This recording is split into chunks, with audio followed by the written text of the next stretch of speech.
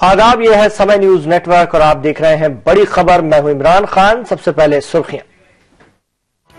आलमी समय हेडलाइंस प्रस्तुत करते हैं Kesh king, the king of hair oil.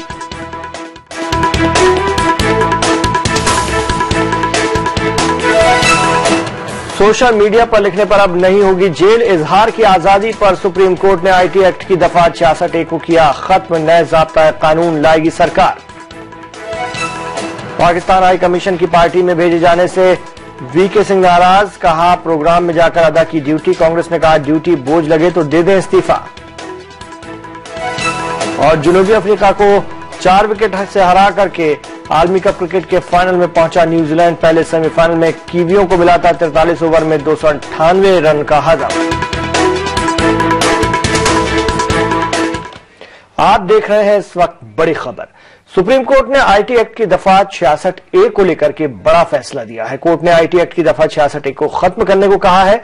Supreme court ने अपने हुक्म में कहा है कि यह दफा इजहार की आजादी की खिलाफ वर्जी है और आईन की खिलाफ वर्जी भी करती है।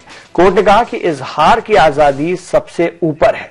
आपको बता दें कि आईटी एक्ट की यह दफा सोशल मीडिया से जुड़ी है, यानी अब सोशल मीडिया पर लिखने पर जेल नहीं होगा। सुप्रीम कोर्ट ने 27 जनवरी को इस पर फैसला महफूज रखा था।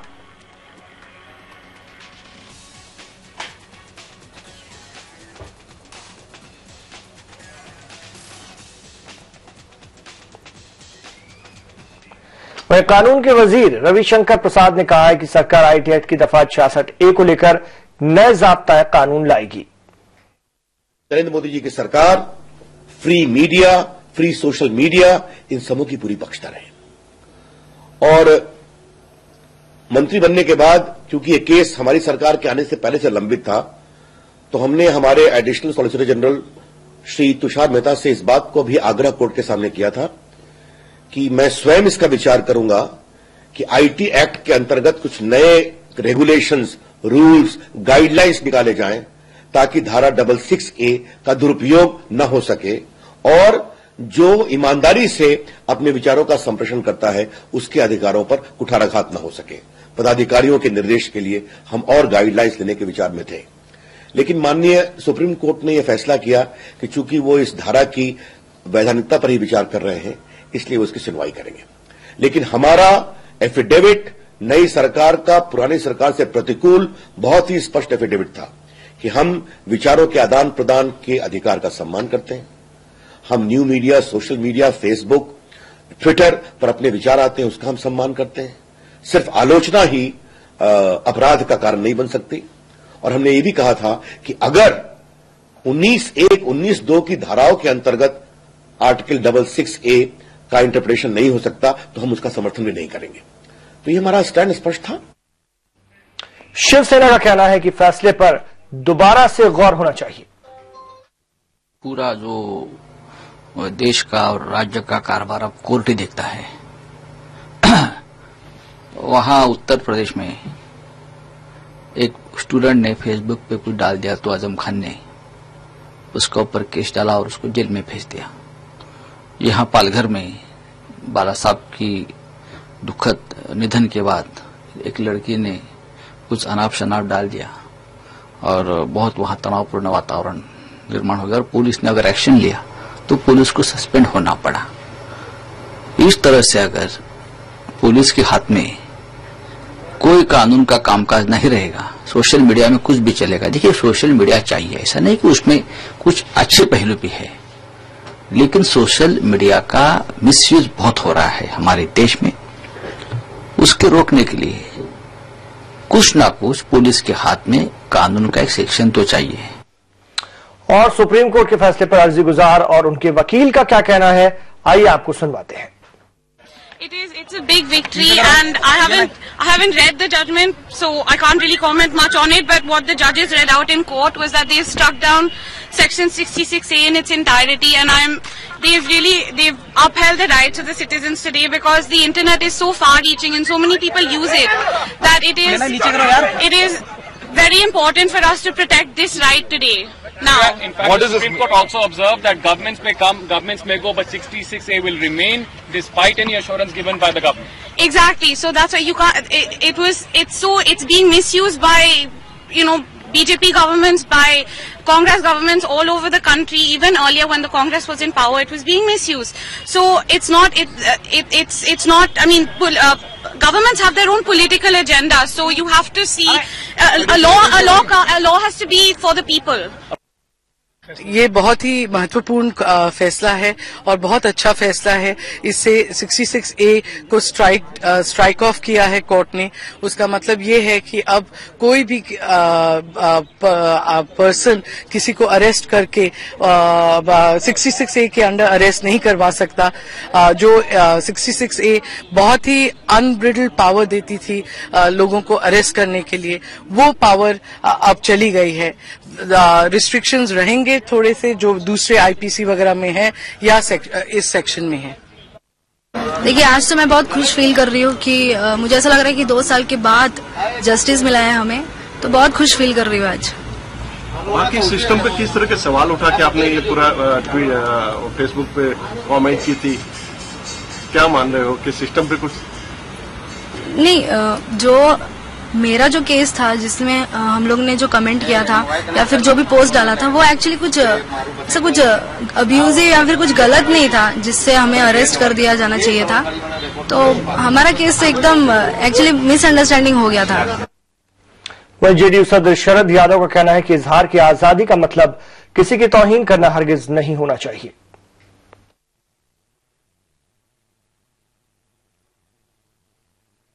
नहीं, वो गलत किया है। यानी आजादी का मतलब गाली गलौज नहीं है, आजादी का मतलब कैरेक्टर असैसिनेशन नहीं है। क्यों नहीं होगा वो एक्ट? जिस तरह से लोग गाली गलौज कर रहे हैं उस पर, लेकिन इस तरह अभद्रता का डेमोन्स्ट्रेशन हो रहा है। पर सुप्रीम कोर्ट ने यह भी कहा कि सबसे ज्यादा राजनीति में जो लोग हैं, राजनेता लोग इसका मिसयूज करवाते हैं इस एक्ट का। मिसयूज किस चीज का नहीं हो रहा? सारे देश में कई कानून है जिनका मिसयूज हो रहा। ये जो लोग हसीमपुरा में छोड़ दिए गए, बिहार में लक्ष्मण बाछे में जो दलित 50-52 मरे थे, उनको अदालत में छोड़ दिया गया, तो हमारे मार दिया उनको क्या? तो अदालत का भी। हिंदुस्तान और चीन के दरमियान 18वें दौर की सरहदी मुज़ाकरात के दूसरे दिन आज चीन के स्टेट काउंसलर यांग जेची ने पीएम मोदी से मुलाकात की, जिसमें हिंदुस्तान और चीन के दरमियान चल रहे सरहदी तनाज़े को सही तरीके से हल करने के लिए इत्तेफाक राय कायम हो गई है। और इस बातचीत में हिंदुस्तान की क़यादत नेशनल सिक्योरिटी के मुशीर अजीत डोभाल ने की, जबकि चीन की जानिब से क़यादत स्टेट काउंसलर यांग जेची ने की। चीन का कहना है कि सरहद का तनाज़ा सिर्फ 2000 किलोमीटर तक महदूद है। वहीं हिंदुस्तान का कहना है कि तनाज़ा करीब 4000 किलोमीटर को लेकर है। हिंदुस्तान और चीन दोनों के दरमियान तनाज़ों को बाहमी रजामंदी से सुलझाने का फैसला लिया गया है। वक्त हो चला है एक ब्रेक का। ब्रेक के बाद देखेंगे जम्मू कश्मीर के वजीर आला मुफ्ती मोहम्मद सईद ने अफशाह हटाने की क्यों पेश की वजाहत।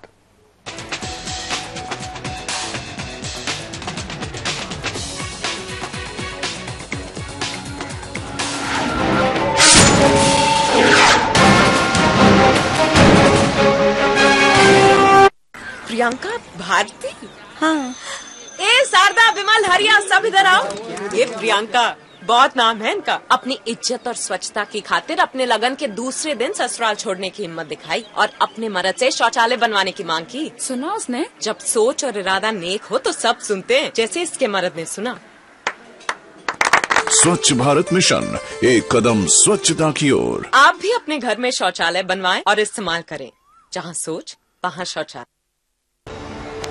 दुनिया बन गई है ग्लोबल शहर, तो जानिए हर मुल्क की अहम खबर। हलचल पड़ोसी मुल्क की या 7 समंदर पार की, हालात मुस्लिम ममालिक के या करवट आलमी बाजार की। देखिए आईने आलम, रोजाना रात 9 बजे सिर्फ आलमी समय पर। हम समय परिवर्तन है, समय संजीवनी है, समय मनुष्य है, वर्तमान है, भविष्य है। मासूम ममता की मीठी सी झपकी है। समय सभी का है, समय तुम्हारा है, हम समय, ये समय हमारा है, रहिए समय के साथ।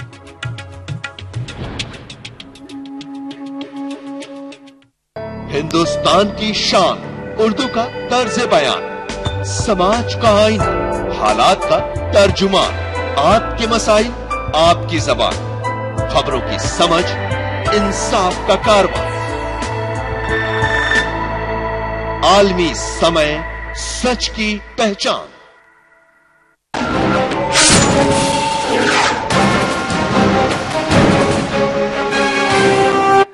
आप देख रहे हैं इस वक्त बड़ी खबर। ब्रेक के बाद खैर मकदम है आपका। पाकिस्तान हाई कमीशन में मुनक्किद यौम पाकिस्तान तकरीब में शरीक होने को वजीर खारजा बराए मुमलिकत वीके सिंह ने ड्यूटी करार से दिया है। जनरल वीके सिंह ने कहा कि इंडियन हुकूमत को इस तकरीब में किसी एक वजीर मुमलिकत को भेजना था, उन्होंने मुझे भेजा और मैं वहां गया और वापस आया।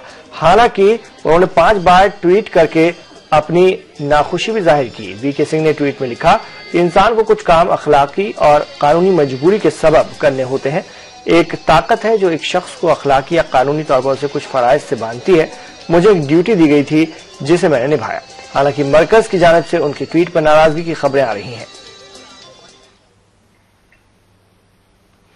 वाज़ेह है कि दिल्ली में पाकिस्तान हाई कमीशन में पाक नेशनल डे के मौके पर मुनक्किद डिनर में फौज के साबिक सरबराह और वजीर मुमलिकत बराए खारजा वीके सिंह भी पहुंचे। उन्होंने हिंदुस्तानी हुकूमत की नुमाइंदगी की। वो बतौर मेहमान खुसूसी इस आशाइये में पहुंचे थे। वीके सिंह इस तकरीब में तकरीबन 10 मिनट तक रुके। इस दौरान हाई कमिश्नर अब्दुल बासित ने उनका खैर मकदम किया। बासित के खिताब के बाद वीके सिंह इस पार्टी से फौरन निकल गए। डिनर में मरकजी वजीर खारजा सुषमा स्वराज को भी मदऊ किया गया था, लेकिन उन्होंने खुद को इस तकरीब से अलग रखा। कांग्रेस लीडर मनीष तिवारी को भी दावतनामा भेजा गया था, लेकिन वो भी नहीं पहुंचे। हालांकि कांग्रेस लीडर मणिशंकर अय्यर इस डिनर में शामिल हुए। अलहदगी पसंद लीडर मीरवाइज उमर फारूक का कहना है कि जब वीके सिंह प्रोग्राम को पसंद नहीं करते थे तो उन्हें आना ही नहीं चाहिए था। देखिए, वो तो उनकी अपनी असेसमेंट है कि उनको अगर घृणा हो रही थी उनको तो नहीं आना चाहिए था। तो मगर ये है कि देखिए, ये बात समझने की है कि दोनों देशों के दरमियान जो असल प्रॉब्लम है वो कश्मीर का मसला है और इसके लिए दोनों देशों को पहल करनी है, दोनों देशों को आगे बढ़ना है, दोनों देशों को कश्मीरियों को साथ लेके चलना है। हम जब कश्मीर की बात करते हैं तो हम दोनों तरफ के कश्मीर की बात करते हैं, जो हिंदुस्तान के पास है, जो पाकिस्तान के पास है, वहां के लोगों को साथ लेके चलना है। और मैं ये कहूंगा कि इस बात को भी महसूस करने की जरूरत है कि कश्मीर की जो प्रॉब्लम है इसका कोई मिलिट्री सोल्यूशन नहीं है। अब वीके सिंह साहब जनरल रहे हैं आर्मी के, उनसे ज्यादा कौन जान सकता है ये बात कि कोई मिलिट्री सोल्यूशन इस मसले का नहीं है। इसका एक पॉलिटिकल हल हो सकता है, पॉलिटिकल सोल्यूशन ही निकल सकता है। तो उसमें दोनों पार्टीज जो है, इंडिया पाकिस्तान को इनिशिएटिव लेना होगा और हुर्रियत उसमें अपना सहयोग देगी। वह इस मामले पर उस प्रोग्राम में मौजूद हुर्रियत कॉन्फ्रेंस के चेयरपर्सन सैयद अली शाह गिलानी ने क्या कहा, उनसे बात की हमारे नुमाइंदे जब्बार खान। पाकिस्तान का कौमी नेशनल डे है और मेरे साथ इस वक्त हैं हुर्रियत कॉन्फ्रेंस के चेयरपर्सन सैयद अली शाह गिलानी साहब। सीधे से उन्हीं से समझते हैं जो कॉम्प्लिकेशंस चल रहे हैं कश्मीर के अंदर, जिस तरीके से आप लोगों की मांगे हैं। अभी गवर्नमेंट ने आपकी पार्टी के एक लीडर को छोड़ाया, बीजेपी का जो रिएक्शन था, क्या आज यहाँ वीके सिंह जी आए वो रुके नहीं कि शायद आप लोगों के साथ उनको खड़ा होना पड़े? क्या मतलब? वीके सिंह आए थे जी, और फिर वीके सिंह यहाँ पर आए लेकिन वो चले गए, रुके नहीं, क्योंकि उनको ऐसा लगा कि यहाँ हुर्रियत कॉन्फ्रेंस की पूरी टीम मौजूद है और उनके साथ उनको खड़ा होना पड़ेगा, क्योंकि वो गवर्नमेंट को रिप्रेजेंट कर रहे थे। हाँ। तो अब इस पर हमारे क्या कमेंट? वो रुके भी नहीं, क्या कहेंगे? ये तो उनका अपना स्टैंड है या अपना उनका रवैया है, इस पर हम क्या कमेंट कर सकते हैं? फिर आप लोग अपने आप को हिंदुस्तान से फिर इस तरीके से अलग करके क्यों देखते हैं? हम हिंदुस्तान के फौजी कब्जे में हैं, हम हिंदुस्तान का हिस्सा नहीं है, हम अंडर ऑक्यूपेशन है। कोई कौम ऑक्यूपेशन को बर्दाश्त नहीं कर सकती है। जम्मू कश्मीर का पूरा खित्ता वो हिंदुस्तान के ऑक्यूपेशन में है। एक सवाल उठता है कि जिस तरीके से पहली बार वहाँ बीजेपी वहाँ पर पीडीपी के साथ मिलकर के गवर्नमेंट बनाया है, बीजेपी ने पहली बार वहाँ पर रियासत में इस तरीके से कामयाबी मिली, ऐसा नहीं लगता कि कहीं ना कहीं हुर्रियत का जो मोटो है वो कहीं ना कहीं आवाम ने उसको नकारा है, पीछे जा रही? नहीं, आप वहाँ से फौजें हटाएं, फिर आप देखेंगे कि लोग क्या कह रहे हैं। लोग वहाँ आज़ादी के साथ हैं। आपको ऐसा नहीं लगता कि एक तरफ हिंदुस्तान की मरकजी हुकूमत पाकिस्तान से बेहतर रिश्ते रखने की बात करती है, लेकिन पाकिस्तानी हाई कमिश्नर हुर्रियत के लीडरों को बुलाकर मुलाकात करते हैं, कहीं ना कहीं वो एक जो सिलसिला है बातचीत के अमन के लिए मरकजी हुकूमत का, वो डिस्टर्ब सा होता है? मैंने आपसे कहा, आप लोग सिर्फ अपनी ही हाँकते हैं, यहाँ की बात नहीं सुनते हैं आप लोग। मैंने आपसे कहा जम्मू कश्मीर का मसला मुतनाज़ा मसला है, वहाँ फौजी कंट्रोल है, फौज का कब्जा है। जब तक वहाँ फौज का कब्जा खत्म न हो जाए, न हिंदुस्तान और पाकिस्तान के दरमियान ताल्लुकात ठीक हो जाएंगे। और ये फौज का कब्जा हटता हुआ तो दिखाई नहीं दे रहा। रियासती हुकूमत ही रिकमेंड करेगी, जब भी से वहाँ से आर्म फोर्स एक्ट हटेगा। फौज का कब्जा जो है ये नाजायज कब्जा है, इसको एक न एक दिन खत्म होना है इंशाअल्लाह। कैसे करेंगे? आप लोग अब तक कोशिशें करते आ रहे हैं, लेकिन करते हैं, हम कोशिश करते रहेंगे। हम कभी हिंदुस्तान के ऑक्यूपेशन को जस्टिफाई नहीं करेंगे, लेजिटिमेसी अता नहीं करेंगे। आप यकीन रखें, हिंदुस्तान के 1 अरब 22 करोड़ 21 करोड़ लोगों को हम ये बताना चाहते हैं कि जब तक हम हिंदुस्तान के ऑक्यूपेशन से आज़ादी हासिल नहीं करेंगे, हम चैन से नहीं बैठेंगे इंशाअल्लाह। हमसे बात करने के लिए शुक्रिया। सैयद अली शाह गिलानी साफ तौर पर कि रियासत को वहां के फौजों से अलग ले जाकर के अलग करेंगे और अमन की बहाली करेंगे, बकौल सैयद अली शाह गिलानी। कैमरा पर्सन जुल्करनैन के साथ अब्दुल जब्बार खान, आलमी समय। कांग्रेस लीडर मनीष तिवारी ने कहा है कि जनरल वीके सिंह को अगर ड्यूटी बोझ लगती है तो उन्हें इस्तीफा दे देना चाहिए। जेडीयू ने भी तांजिया अंदाज में अपनी बात कही है। देखिए, अगर कर्तव्य घृणा बन जाए, अगर कर्तव्य बोझ बन जाए, तो उस बोझ को छोड़ देना अच्छा। और इसलिए अगर माननीय जनरल साहब को ये लगता है कि ये कर्तव्य का निर्वहन एक बोझ बन गया है, उनको इससे घिन आ रही है, जिस तरह से इस सरकार ने यू टर्न किया है पाकिस्तान के ऊपर, उससे वो इत्तेफाक नहीं रखते, तो उनको इस्तीफा दे देना चाहिए। किसी कर्तव्य का निर्वहन घिन से या बोझ के नीचे क्यों करना?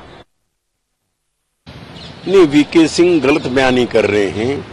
जम्मू कश्मीर में जो साझा सरकार बनी है, उसके कॉमन मिनिमम प्रोग्राम में शामिल है हुर्रियत से बात करना और पाकिस्तान से भी बात करना। वो गलत बयानी कर रहे हैं। जम्मू कश्मीर के वजीर आला मुफ्ती मोहम्मद सईद ने लेजिस्लेटिव काउंसिल में गुज़िश्ता पीर को arm force special power act को रियासत से हटाने की बात कही थी। इस बात पर मुफ्ती मोहम्मद सईद अब भी कायम है और उन्होंने वजाहत पेश की है कि क्योंकि जम्मू कश्मीर में ये कानून साल 1997 में बना था और साल 1998 से रियासत में नज्म व नस्क की हालत ठीक है, इसलिए arm force special power act का रियासत में अब लगाए जाने का कोई मकसद नहीं रहा है।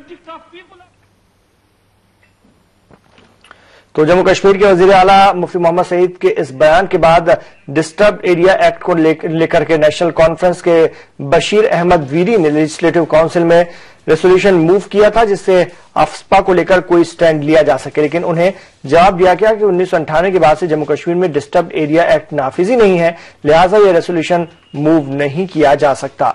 सरकार की तरफ से दिए गए इस जवाब के बाद डॉक्टर बशीर अहमद वीरी ने एडजमेंट मोशन मूव किया था और ऐवान से वॉकआउट किया। इस इश्यू पर नेशनल कॉन्फ्रेंस ऐवान में सरकार को घेरने की कोशिश में है। वक्त हो चला एक ब्रेक का। ब्रेक के बाद देखेंगे न्यूजीलैंड पहुंचा आलमी कप क्रिकेट सेमीफाइनल में, दूसरे सेमीफाइनल का इंतजार। आप देखते रहिए बड़ी खबर।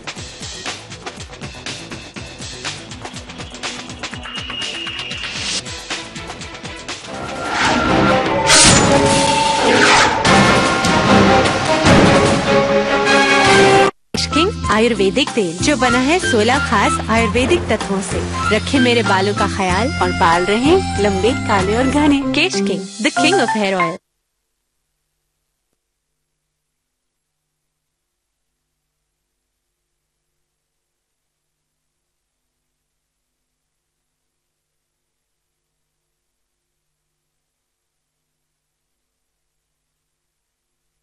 दुनिया बन गई है ग्लोबल शहर, तो जानिए हर मुल्क की अहम खबर।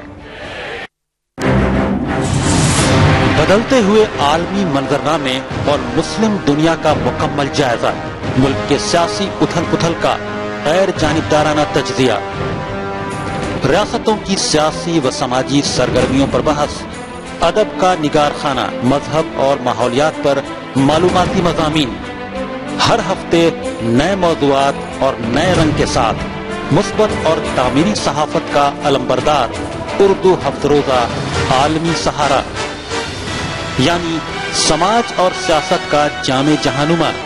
इंटरनेट पर भी कर सकते हैं इसका नजारा। लॉग ऑन करें www.alamisahara.com। समय परिवर्तन है, समय संजीवनी है, समय मनुष्य है, वर्तमान है, भविष्य है, मासूम ममता की मीठी सी झपकी है। समय सभी का है, समय तुम्हारा है, हम समय, ये समय हमारा है, रहिए समय के साथ।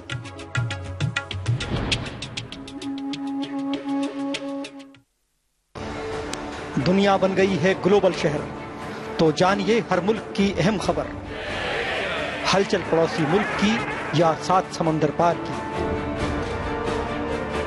हालात मुस्लिम ममालिक के या करवट आलमी बाजार की। देखिए आई नए आलम, रोजाना रात 9 बजे सिर्फ आलमी समय पर।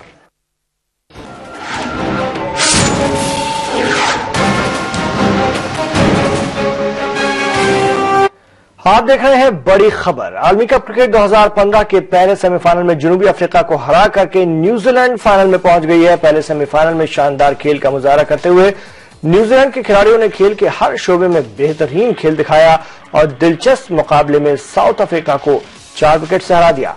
बारिश से मुतासिर हुए इस खेल में 43 ओवरों में 298 रन का हदफ न्यूजीलैंड को दिया गया। हालांकि जब बारिश शुरू हुई तो जनूबी अफ्रीका ने 43 ओवर में 5 विकेट पर 281 रन बनाए थे, लेकिन नए ज़ाब्ते के मुताबिक न्यूजीलैंड को 70 रन बढ़ाते हुए 198 रन कर दिया गया। ऐसा कहा जा सकता है कि अगर बारिश नहीं आती तो शायद अफ्रीका अपने रन एवरेज में मजीद इजाफा कर लेती। दूसरी जानिब न्यूजीलैंड के खिलाड़ी भी अपना सब कुछ दांव पर लगाकर मैदान में आए थे। यहां शुरुआती झटकों के बावजूद मैकुलम की तूफानी इनिंग्स में आने वाले खिलाड़ियों का काम और आसान कर दिया। फिर भी आखिरी ओवर तक मैच दिलचस्प बना रहा, लेकिन मैच के आखिरी 2 गेंदों पर न्यूजीलैंड को 5 रन की जरूरत थी, लेकिन नॉट आउट 84 रन बनाने वाले एलियट ने शानदार छक्का लगाकर एक बॉल पहले ही अपनी टीम को जीत दिला दी। आलमी कप क्रिकेट में जनूबी अफ्रीका को हराकर न्यूजीलैंड फाइनल में तो पहुंच चुका है, लेकिन वहां उसका मुकाबला किस टीम से होगा इसका फैसला 26 मार्च को होने वाले दूसरे सेमीफाइनल में होगा। वाज़ेह है कि सेमीफाइनल का मुकाबला हिंदुस्तान और ऑस्ट्रेलिया के दरमियान होना है, जिसके लिए तैयारियां मुकम्मल कर ली गई हैं। दोनों ही टीमें खूब पसीना बहा रही हैं। हालांकि एक तरफ जहां इस मैच के लिए तैयार पिच के बारे में तरह तरह की बातें हो रही हैं, वहीं बारिश के इम्कान से भी दोनों टीमें फिक्रमंद नजर आ रही हैं।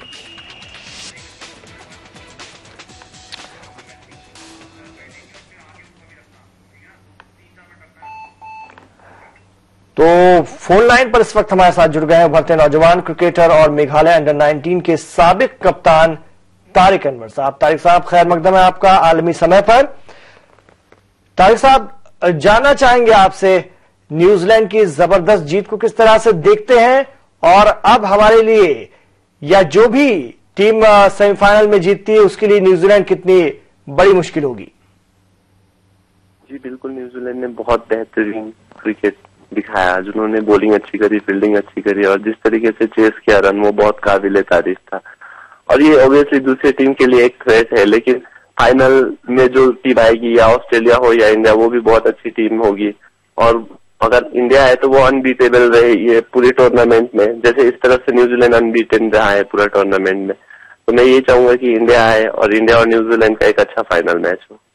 बिल्कुल, इंडिया और न्यूजीलैंड के बीच अगर फाइनल हो तो जोरदार हो सकता है। हालांकि ये अब तब होगा जब ऑस्ट्रेलिया और इंडिया में से कोई एक सेमीफाइनल जीतता है। लेकिन आज के खेल के बारे की अगर हम आज के खेल की हम बात करें तो जिस तरह से न्यूजीलैंड ने अपने आप को मजबूती के साथ उभारा है, क्या लगता है इम्कानात और बढ़ गए हैं वर्ल्ड कप के दावेदारों में न्यूजीलैंड के? जी बिल्कुल, उनका चांसेस और ज्यादा बढ़ गया है। लेकिन सर, मैं जैसे हमेशा कहता हूँ कि हर दिन एक नया दिन होता है, हर दिन आपको नए तरीके से आना होता है, नए स्ट्रेटेजी के साथ आना होता है। और हर दिन आपको 100% देना होता है। आज जैसे साउथ अफ्रीका के पास 2-3 चांसेस थे, अगर वो ग्रैब कर लेते तो शायद मैच का रिजल्ट कुछ और होता। तो अब अभी से ये कहना बहुत मुश्किल हो फाइनल में न्यूजीलैंड जीत जाएंगे, बल्कि मैं ये कहूंगा सर कि फाइनल बहुत अच्छा मैच होगा और दोनों टीम बराबर टक्कर देगी। जी बिल्कुल, लेकिन न्यूजीलैंड ने एक बेहतरीन परफॉर्मेंस दिया है, बेहतरीन परफॉर्म किया और यहां तक पहुंची है। और अगर हम बात करें हिंदुस्तान और ऑस्ट्रेलिया की, अगर हम बात करते हैं जिसका मुकाबला 26 तारीख को है, 26 मार्च को है सेमीफाइनल मुकाबला।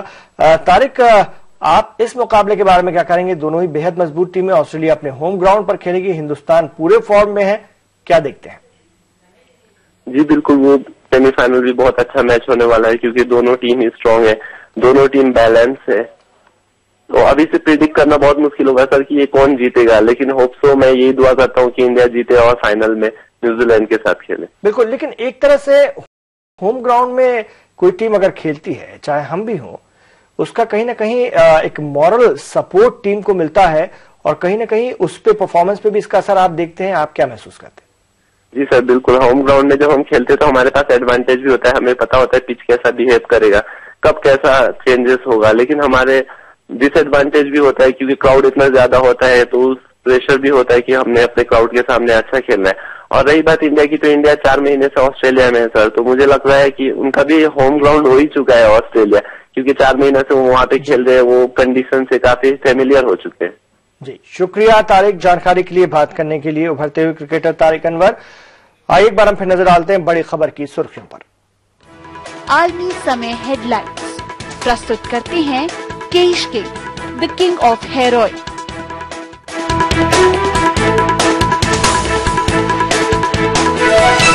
सोशल मीडिया पर लिखने पर अब नहीं होगी जेल, इजहार की आजादी पर सुप्रीम कोर्ट ने आईटी एक्ट की दफा 66A को किया खत्म, नए ज़ाब्ता कानून लाएगी सरकार। पाकिस्तान हाई कमीशन की पार्टी में भेजे जाने से वीके सिंह नाराज, कहा प्रोग्राम में जाकर अदा की ड्यूटी। कांग्रेस ने कहा ड्यूटी बोझ लगे तो दे दें इस्तीफा। और जुनूबी अफ्रीका को 4 विकेट से हराकर आलमी कप क्रिकेट के फाइनल में पहुंचा न्यूजीलैंड।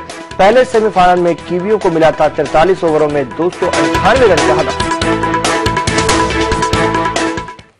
नाज़रीन, बड़ी खबर में फिलहाल इतना ही। आप आलमी समय को इंटरनेट पर देखने के लिए लॉग ऑन कर सकते हैं समयlive.com पर।